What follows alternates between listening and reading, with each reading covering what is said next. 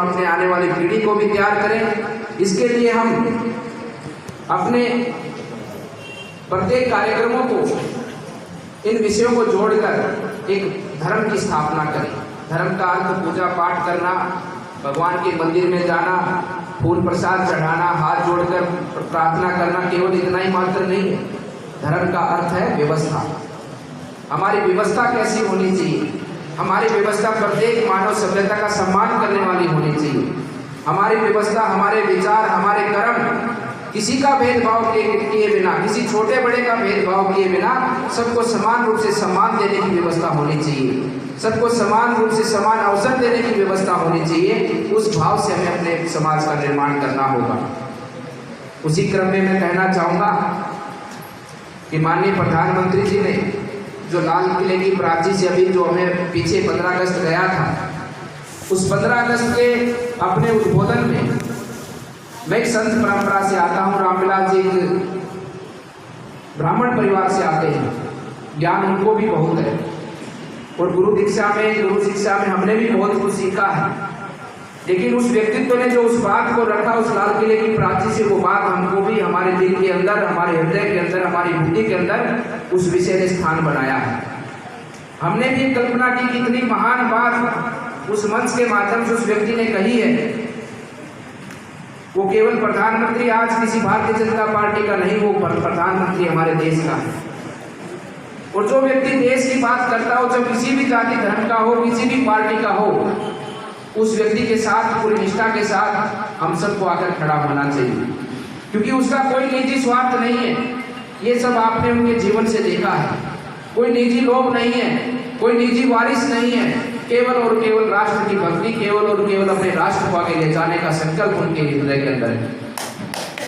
इसलिए हम उस व्यक्ति को साथ देना चाहिए। वर्तमान समय, आने वाला समय समृद्ध भारत बनाने का समय है। उन्होंने लाल किले की प्राची से कहा है कि ये भारत के 75 वर्ष इस आज़ादी के आज पूरे हुए हैं और इन 75 वर्षों में भारत कहाँ तक पहुँचा है और आने वाले 25 वर्ष जो हमारे देश के 100 वर्ष होंगे, हम अपने भारत को कहाँ ले जा सकते हैं, उसकी कल्पना हम सबको करनी होगी। उसके लिए हम सबको सपना देखना होगा और उस सपने को पूरा करने के लिए हमको कदम आगे बढ़ाना होगा। ये संकल्प पूरे भारत को माननीय प्रधानमंत्री जी ने उस लाल किले की प्राची से दिया है। उस संकल्प को हम सबको अपने हृदय के अंदर धारण करना होगा और आने वाले 25 वर्षों में अपने भारत को हम कहाँ ले जाकर छोड़े, ऐसा सपना हम सबको देखना होगा। और उसके लिए हमको दिन रात जुटकर एक साथ कदम से कदम मिलाकर, कंधे से कंधा मिलाकर अपने भारत का निर्माण करना होगा।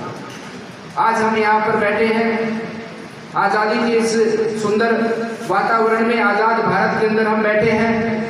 लेकिन ये आज़ादी आपसे ज़्यादा कौन जान सकता है कि कैसे हमको मिली है। आपने, आपके पूर्वजों ने बलिदान किया है, कुर्बानी दी है।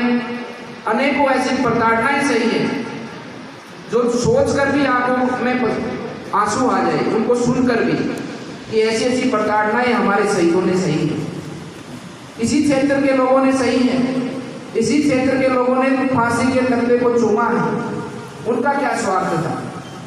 उनको क्या आज़ाद भारत में जीना था, या वो इस सपने को देखकर लड़े थे कि मैं आज़ाद होगा भारत और मैं मंत्री बनूंगा, प्रधानमंत्री बनूंगा, नेता बनूंगा, या मैं अपनी मन इच्छा के अनुसार अपना जीवन जीऊंगा? ऐसा सपना नहीं देखा था।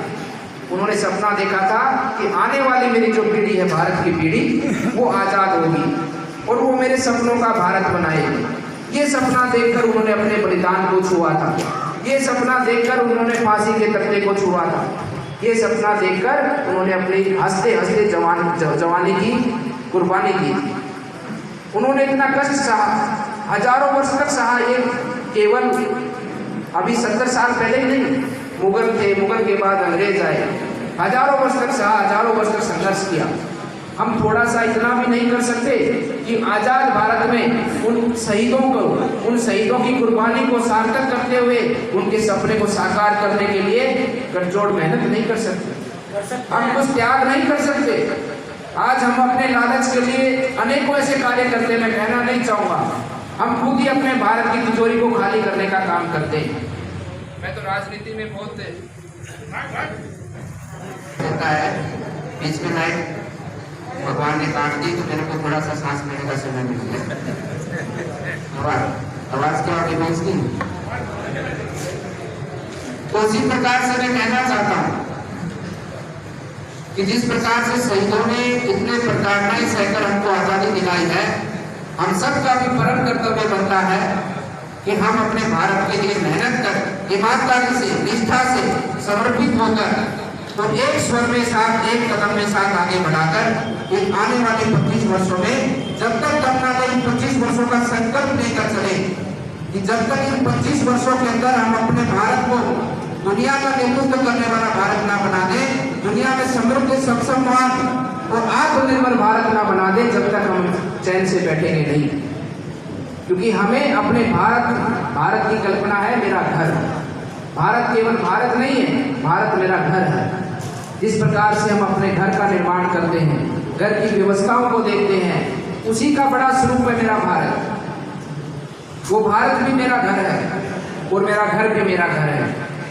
हम दोनों को एक स्वरूप में देखकर काम करेंगे तो निश्चित रूप से आने वाले समय पर हमारा सपना पूरा होगा और हमारे शहीदों की कुर्बानी सार्थक होगी। इसलिए मैं आप सभी आए हुए महानुभावों से निवेदन करता हूं कि इन 25 वर्षों के अंदर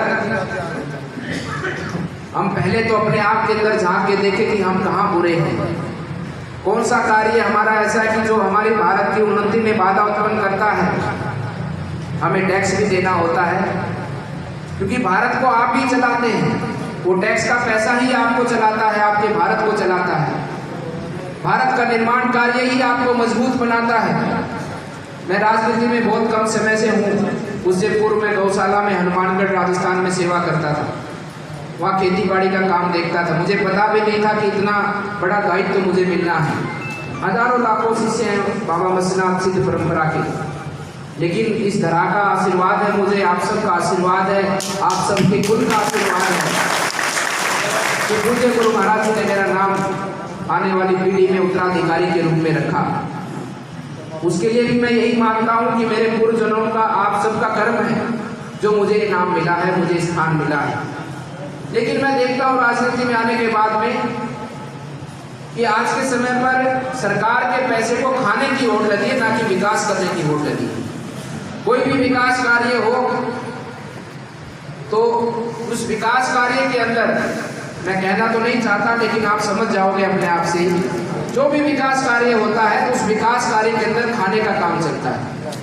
चाहे हमारी गली की सड़क बननी हो, चाहे हमारे गांव की नाली बननी हो, चाहे स्कूल का कमरा बनना हो, चाहे 4 दीवारी बननी हो, चाहे वाटर बॉक्स बनना हो, वो इतना निम्न स्तर का कार्य होता है कि आने वाले 5-6 साल में ही वो धराशायी हो जाता है। और हमारा मकान देखो, घर देखो, मेरे दादा ने बनाया था, आज तक चल रहा है। मेरे पिताजी ने बनाया था, वो मेरे पड़पोते तक चलेगा। वो क्यों नहीं टूटता, वो क्यों नहीं खराब होता? और जो हमारे सरकारी निर्माण है वो चंद दिनों में ही खराब हो जाते हैं, टूट जाते हैं, गिर जाते हैं। आप सोचो, विचार करो, अगर वो निर्माण मजबूत हो, अच्छा हो, हमारे सरकार का निर्माण अच्छा हो, मजबूत हो, क्योंकि वो निर्माण भी हमारा ही है, हम सब उसको करने वाले हैं, हमारे उपयोग के लिए वो बन रहा है। अगर वो पूरी गुणवत्ता के साथ बढ़ता है और आज दोबारा से उस निर्माण कार्य के अंदर वो पैसे लगाने का जरूरत नहीं होगी, तो वो पैसा हमारे ही काम आएगा, वो पैसा हमको ही मिलेगा। हमको सरकार की अन्य योजनाओं के माध्यम से शिक्षा के क्षेत्र में वो पैसा काम आएगा, स्वास्थ्य के क्षेत्र में काम आएगा। और जैसे जैसे हमारा देश मजबूत बनता जाएगा वैसे वैसे आप सबका जो टैक्स भारत सरकार में जाता है वो कम होता जाएगा। दुनिया में ऐसे भी देश हैं जहाँ पर कोई भी टैक्स नहीं लिया जाता। क्यों नहीं लिया जाता? क्योंकि वहाँ सब काम पूरे सरकार ने किए, सब लोगों ने मिलकर किए हैं, सब लोगों की निष्ठा है राष्ट्र के अंदर। आज वहाँ पर कोई भी टैक्स नहीं लिया जाता।